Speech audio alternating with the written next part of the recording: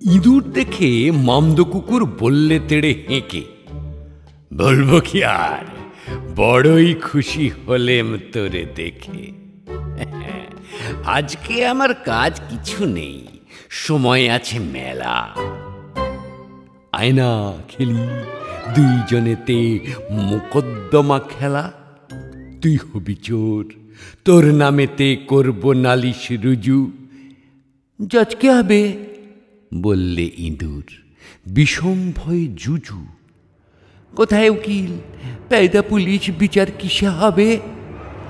মামদো বলে, তাও জানিস নে, শোন বলে দি তবে।